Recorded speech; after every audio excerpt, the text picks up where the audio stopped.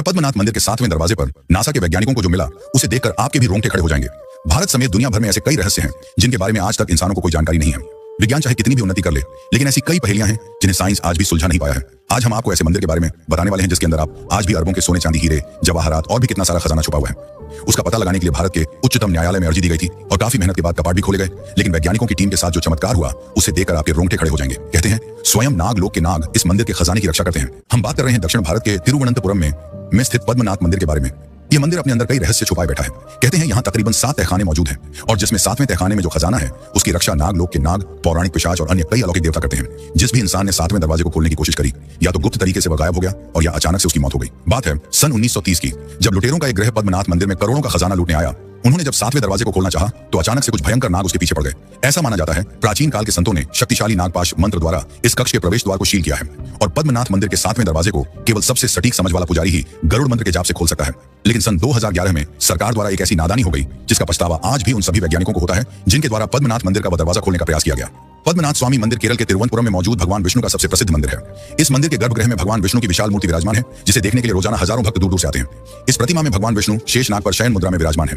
मान्यता है कि तिरुवनंतपुरम नाम भगवान के अनंत नामक नाग के नाम के ऊपर रखा गया है। यहाँ पर भगवान विष्णु की विश्राम अवस्था में प्रतिमा हमें दिखाई देती है। लेकिन आपके मन में एक सवाल आ रहा होगा कि आखिर इस मंदिर का निर्माण किसने कराया और आखिर इस मंदिर में जो करोड़ों का खजाना है वह किसकी अमानत है। मंदिर का निर्माण राजा मार्तंड ने करवाया था। भगवान विष्णु को समर्पित पद्मनाथ मंदिर को बाद में त्रावणकोर के राजाओं ने बनवाया, जिसका जिक्र 9वीं शताब्दी के ग्रंथों में भी मिलता है। और इसके बाद इस शाही परिवार ने खुद को भगवान पद्मनाथ को ही समर्पित कर दिया। अपना जितना भी खजाना था उन्होंने इस मंदिर के 7वें तहखाने में छुपा दिया। इस मंदिर के गर्भ के नीचे हमें 7 तहखाने मिलते हैं, जिसमें 6 तहखानों के दरवाजे पर तो ताला लगा हुआ है, लेकिन 7वें तहखाने के दरवाजे पर कोई ताला नहीं है। बस नाग के 2 निशान हमें वहां दिखाई देते हैं और कहते हैं किसी ने भी इस दरवाजे को खोलना चाहा तो उसी समय नागों द्वारा उसकी मृत्यु हो जाएगी। जब इस शाही परिवार ने अपना सारा खजाना पद्मनाथ मंदिर को दे दिया, कई लुटेरों की नजर इस मंदिर पर पड़ी, लेकिन आज तक जिसने भी इस दरवाजे को खोलने का प्रयास किया या तो वह रहस्यमय रूप से गायब हो गए या कुछ ही दिनों बाद उसकी मृत्यु हो गई। सन 2011 में सरकार द्वारा भी एक ऐसा ही कदम उठाया गया। एक सेवानिवृत्त आईपीएस अधिकारी सुंदर राजन ने मंदिर के खजाने की जांच करने की मांग सुप्रीम कोर्ट में दायर करी। इसके बाद सुप्रीम कोर्ट ने भी खजाने के बारे में पता लगाने के लिए 7 सदस्यीय कमेटी का गठन किया। तिरुवनंतपुरम के लोगों का यही कहना था कि सरकार द्वारा भूलकर भी अगर उस दरवाजे को खोल दिया गया तो सभी लोगों के लिए मुसीबत का पहाड़ टूटेगा। लेकिन सुप्रीम कोर्ट ने उन दरवाजे को खोलने के आदेश पारित कर दिए, जिसके बाद एक कमेटी का गठन हुआ जिसमें कई सारे वैज्ञानिक भी थे और कई सारे आईपीएस अधिकारी भी थे। जब वह पद्मनाथ मंदिर के गर्भगृह के नीचे गए तो वहां एक एक करके उन्होंने 7 दरवाजे दिखाई दिए। जब उन्होंने पहला दरवाजा खोला, अंदर का नजारा देखकर उन सभी वैज्ञानिकों के रोंगटे खड़े हो गए, क्योंकि अंदर कई सारे कीमती रत्न और कई हीरे जवाहरात मौजूद थी। जिसके बाद एक एक करके वैज्ञानिकों द्वारा 6 दरवाजे खोल दिए गए जिनके ऊपर ताला लगा हुआ था और अंदर से कई करोड़ों की संपत्ति उन्हें प्राप्त हुई। इन 6 तहखानों के अंदर कीमती रत्न पत्थरों के साथ साथ 1 लाख करोड़ रुपए की कीमती धातुएं वैज्ञानिकों को प्राप्त हुई। लेकिन अब इंतजार था उस 7वें दरवाजे का, क्योंकि सभी को यही आशा थी कि जब 6 तहखानों में इतना खजाना मिल सकता है तो 7वें तहखाने में ऐसा क्या होगा। लेकिन चौंकाने वाली बात यह थी कि उस तहखाने के दरवाजे पर कोई ताला नहीं लगा हुआ था। इस बात से सभी लोग डरे हुए थे, क्योंकि लोगों का यही कहना था कि आज तक जिसने भी इस तहखाने को खोलना चाहा वो जिंदा नहीं बच पाया। वैज्ञानिकों के मन में जानने की इच्छा थी ऐसा क्या है। 7वें दरवाजे में या तो अपार सोना या कोई खतरनाक हथियार। लेकिन जब वैज्ञानिकों द्वारा इस 7वें दरवाजे को खोलने का प्रयास किया गया तो ताला न होने के बावजूद भी 10 लोग मिलकर भी इसे नहीं खोल पाए। जब वैज्ञानिकों ने उस दरवाजे पर कान लगाकर सुना तो अंदर से पानी बहने की आवाज आ रही थी।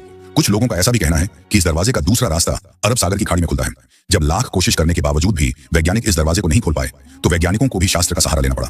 उन्होंने मुख्य पुजारी की व्यवस्था करी जिसे बहुत अच्छी तरह से गरुड़ मंत्र आता हो, क्योंकि इस दरवाजे को केवल वही खोल सकता था जो कि एक सटीक पुजारी हो जिसने गरुड़ मंत्र के ऊपर सिद्धि प्राप्त कर रखी हो।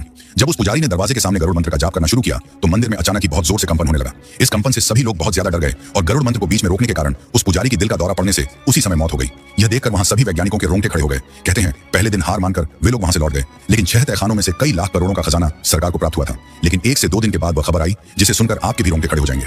वह कमेटी जो दरवाजे को खोलने का प्रयास कर रही थी, उस कमेटी के 2 सदस्यों की अचानक ही मौत हो गई और एक एक करके सभी के जीवन में तरह तरह की मुसीबतें आने लगी। तब पद्मनाथ मंदिर के पुजारी ने सरकार को यह सख्त आदेश दिए कि अगर आइंदा इस 7वें दरवाजे को खोलने का प्रयास किया तो इसी तरह हमारी मुसीबतें बढ़ती रहेंगी। तो सरकार को भी पद्मनाथ मंदिर के सामने अपने घुटने टेकने पड़ गए और उसके बाद यह निर्णय लिया गया कि उस 7वें दरवाजे को आज के बाद कोई भी नहीं खोलेगा, क्योंकि आज तक जिसने भी उस दरवाजे को खोलना चाहा उसे किसी न किसी प्रकार की अनहोनी का सामना करना पड़ा। आईपीएस अधिकारी सुंदर राजन, जिन्होंने पद्मनाथ मंदिर का खजाना खुलवाने के लिए सुप्रीम कोर्ट में याचिका दायर करी थी, कहते हैं इस कमेटी के गठन के बाद उनका स्वास्थ्य बहुत ज्यादा खराब होने लगा और अचानक ही उनकी भी मृत्यु हो गई। इस घटना के बाद मंदिर प्रशासन ने एक बहुत भयंकर चेतावनी जारी करी। यदि किसी ने भी उस अंतिम कक्ष को खोलने की कोशिश करी तो अंजाम सच में बहुत बुरा होगा। तिरुवनंतपुरम नाम एक नाग के ऊपर पड़ा है और वही नाग आज भी इस खजाने की रक्षा करता है। आखिर कैसा है पद्मनाथ स्वामी का मंदिर? मंदिर में एक स्वर्ण स्तंभ भी बना हुआ है जो मंदिर की खूबसूरती में इजाफा करता है।